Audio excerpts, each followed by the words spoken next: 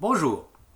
Le revirement des banques centrales vers des politiques monétaires plus accommodantes des deux côtés de l'Atlantique est largement à l'origine du rebond des marchés des actions en début d'année.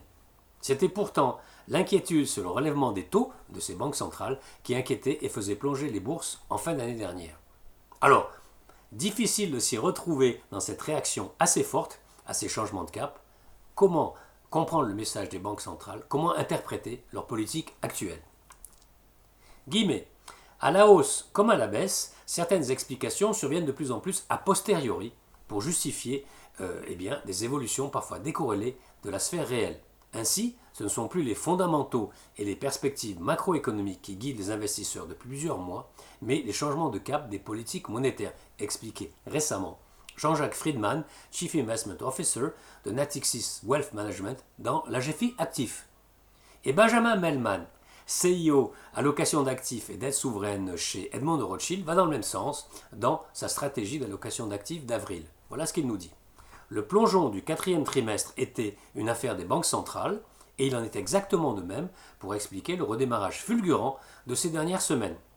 Indéniablement, les banques centrales ont radicalement changé de braquet. Pour mémoire, je vous rappelle que la Fed a annoncé la fin de la contraction de son bilan, mais n'envisage plus de hausse des taux. L'ultime et prochain resserrement devant intervenir l'an prochain.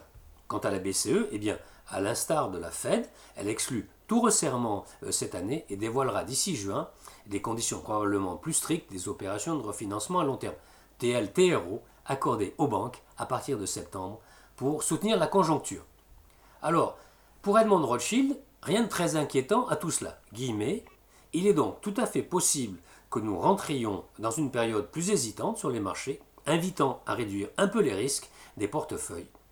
Ainsi, nous abaissons le poids des actions en les sous-pondérant légèrement. Voilà ce que nous dit Rothschild. Mais si ces décisions ont indéniablement rassuré les investisseurs sur le court terme, elles peuvent s'avérer un petit peu plus problématiques sur le long terme, en n'apportant pas un cadre d'analyse définitif, selon Jean-Jacques Friedman. Il poursuit.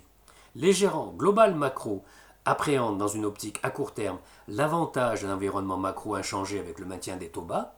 Ok. L'inflexion des politiques monétaires permet de redresser les valorisations des actions, en particulier les valeurs de croissance, et favorise les opérations de fusion et acquisition ou de rachat de titres. Très bien.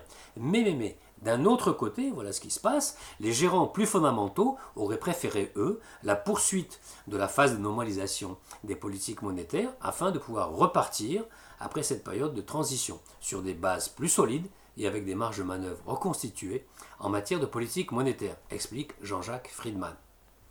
Et le débat sur une éventuelle crise financière annoncée par l'inversion de la courbe des taux aux États-Unis, vous vous souvenez, c'était une vidéo que j'ai faite il y a 2 semaines, et bien ce débat est reparti de plus belle. Mais, attention, c'est oublier que les banques centrales peuvent empêcher le pire. C'est en tout cas ce que pense l'analyste macro de M&G, Florent Delorme, qui nous dit, dans une récente tribune dans Les Échos, qu'il ne faut pas oublier que l'interventionnisme des banques centrales a pour objectif de stabiliser la croissance et les marchés. Alors, comme d'habitude, à vous de faire votre opinion. D'ici là, je vous souhaite de bons trades et vous dis à bientôt pour de nouvelles news du chalet.